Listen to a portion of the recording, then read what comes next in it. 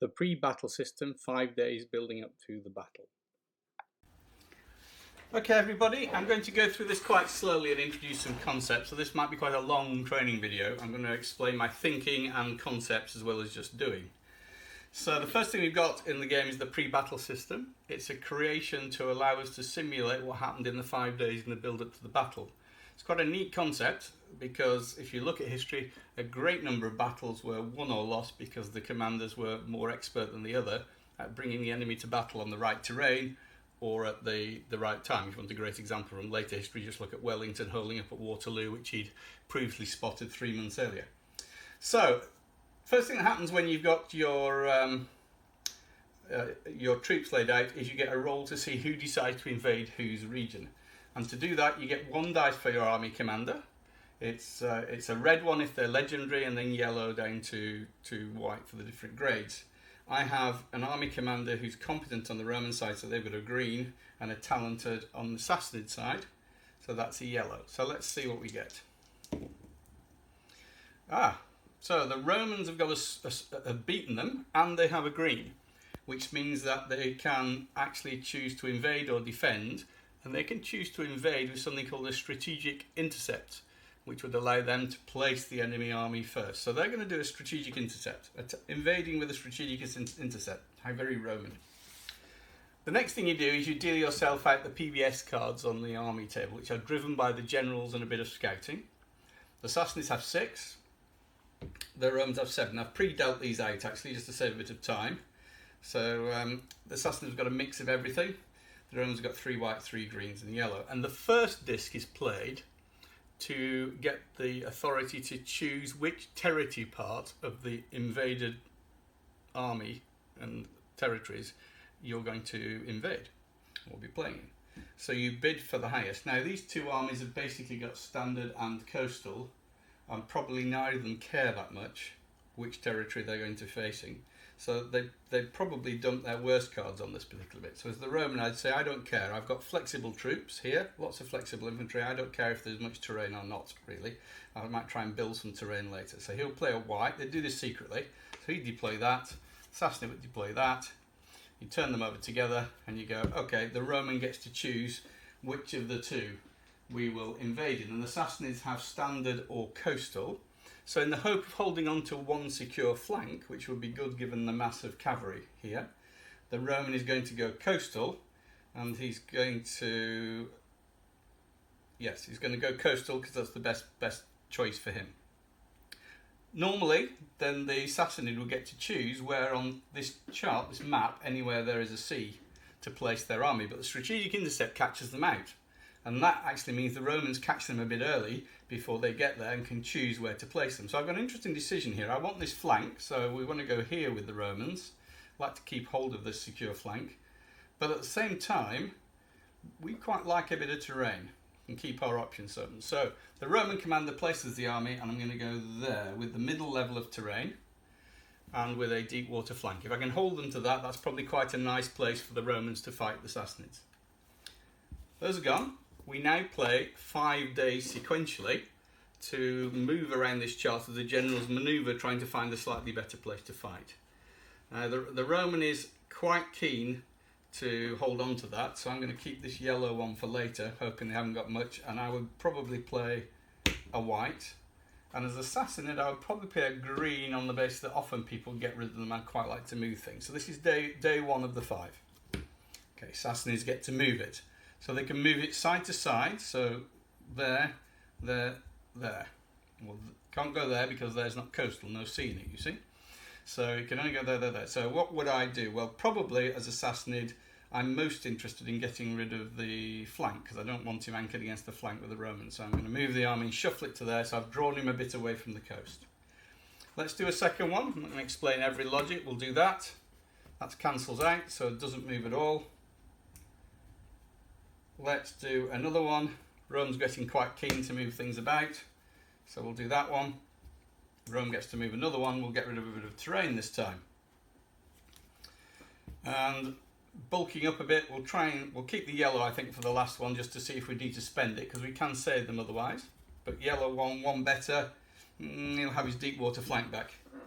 And the Romans are still not quite where they'd like to be, so rather than say that they're going to spend it in the hope it's good enough, but it isn't, as it happens, because they have a red, and we've gone around in a little circuit and ended up back where we started. But all very, very quick. As you can see, that will take 5 minutes, really, at most, but it gives you the simulation of where different things are.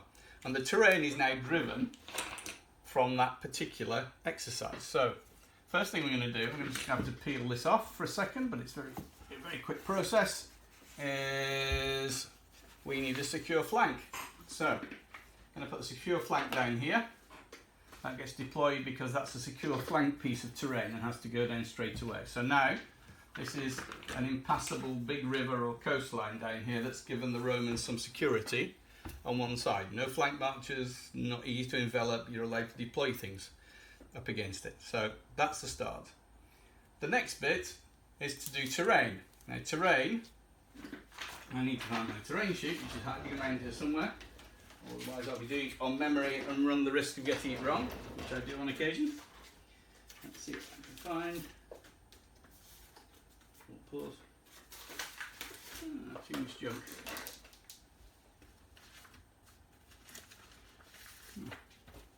I'll tell you what, I'll boot the one up out of the book just to be absolutely sure. So there we go.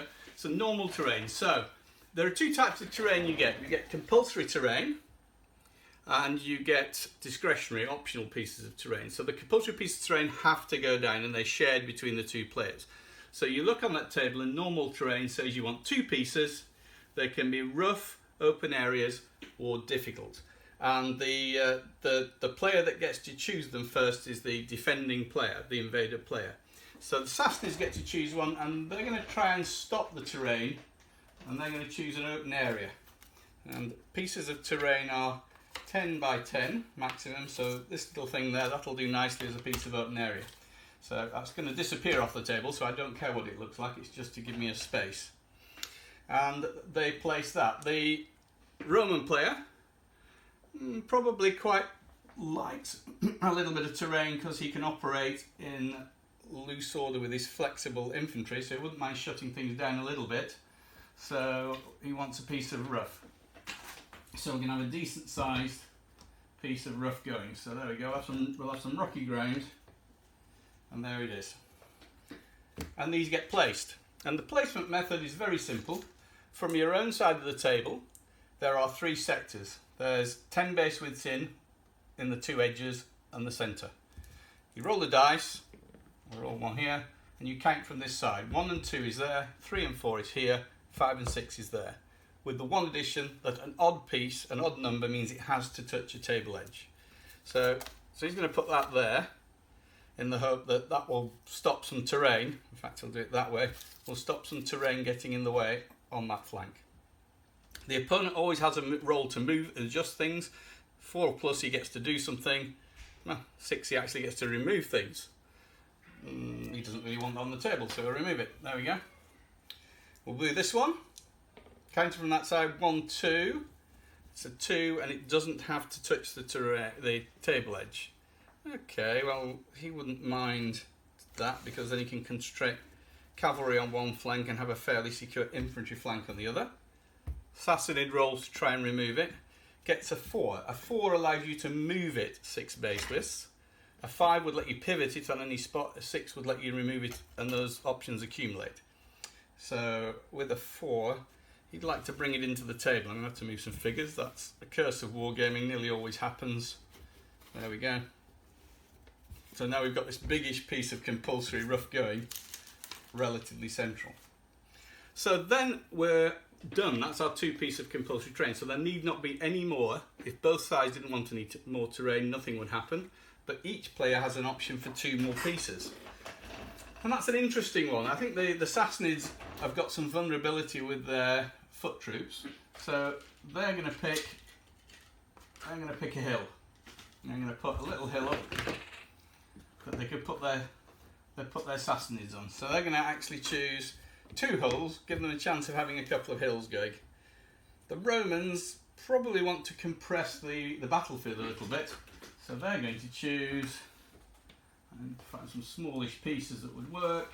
That would probably work and be not too bad. They need to be 8 base widths, so they're 160 milliliter millimeters across for these things. So I just want to check distances. That's 6, that's 8, that's almost perfect. That's a bit long, that's perfect.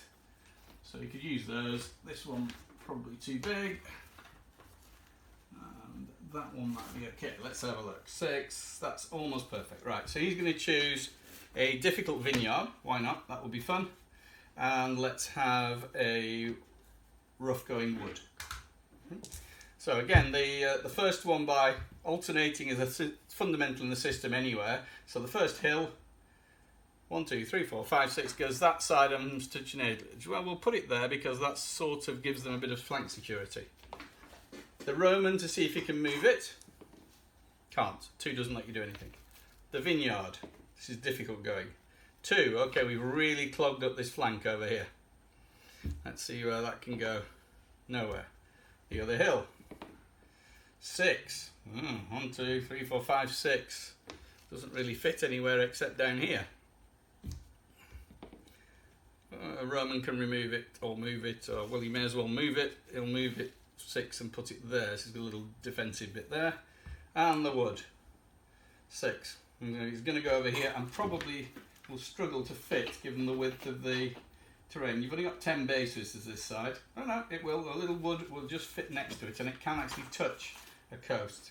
So where would he put that? Yeah, he'll put that there. It'll give him a defensive flank on that side.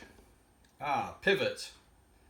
Interesting one. So that one, you could do something to bring it more into the Sassanid space. So I'm going to put my finger on there just to do it, and I'm going to spin it all the way around. That's it, that's a pivot. Now it's become more useful to the Sassanids. Take that off, those are just camps for bigger games. That's our terrain. I'll put a few trees on. So we've got a wood here. So that's a rough going wood, it's not dense, it's not forest. We've got rocky ground here, which would affect close order troops quite badly. We've got vineyard, which is heavy here, and we've got 2 hills. So he's actually done well for the Romans probably here by winning the PBS and keeping it where he wanted it. He's got a secure flank, and he's got a pretty tricky space in the middle. It's not easy to sweep round. Probably advantage Rome from that part of the game. Next bit, moving on.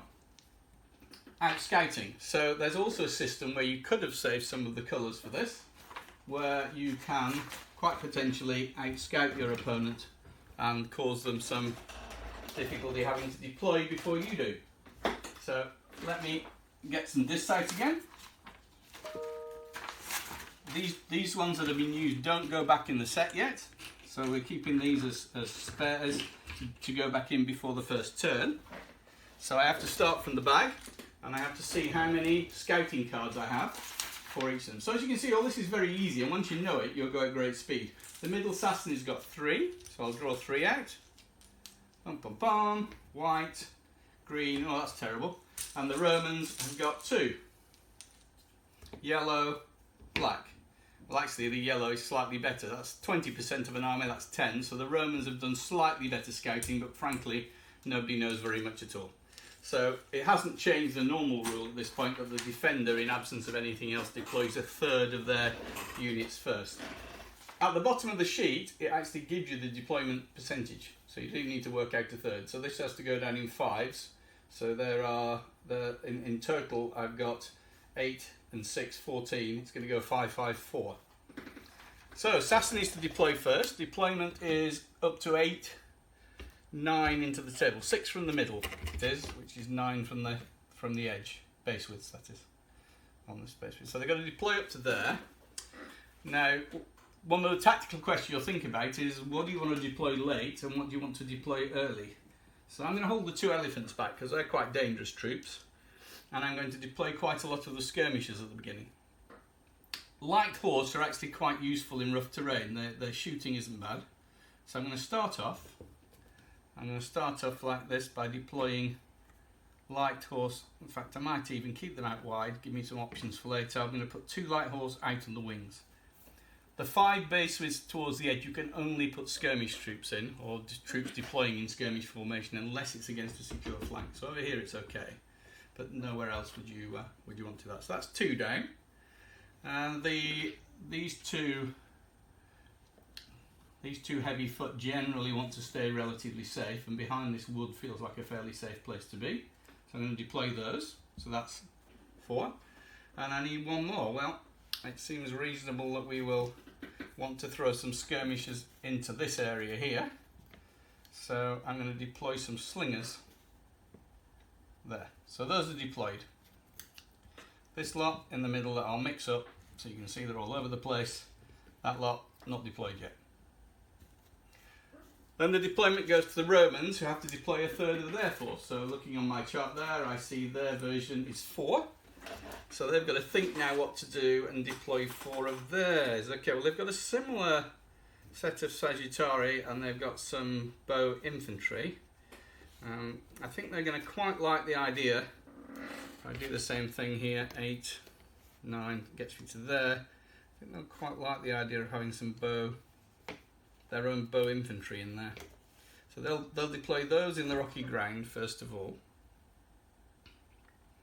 And I don't think we're going to be panicking about where we put legionaries. They're all the same. They're all average legionaries, box standard. So I may as well deploy a couple of them here, make a stance and go next to them there, deployed in close order. I've got the heavy legionaries at the front. For these I've actually got 2 different base depths, 40 for the loose and 20 for the loose and 15 for the heavies. And by doing that I can swap them round if I want to remember which are which. So that's 1, 2, 3, 4. So that would seem to have covered them. So now it's back to the Sassanids who need to deploy 5 more. So the Sassanids are going to have to put a fair bit down. And it seems eminently likely that we're going to have to work around the elephants on the basis that the elephants can be a bit of a threat. So let's do 4 this way this time. Let's put some archers down right in the middle and put 2 elephants behind them and keep our cavalry available to move around. That's 4. I need 1 more. Well, I think we want some light troops in this wood because we don't want anybody marching through that wood and running into the levy spearmen too easily. So there we go. So that's that. Next one done. The Romans. Well, the Romans have got some choices at the very end. So I think what they're going to do first is they're going to complete a solid Roman line here. And their units are generally operating in 3s, you'll see with their generals. So I'm going to put another block. I think I'm going to put all the legionaries reasonably close to each other.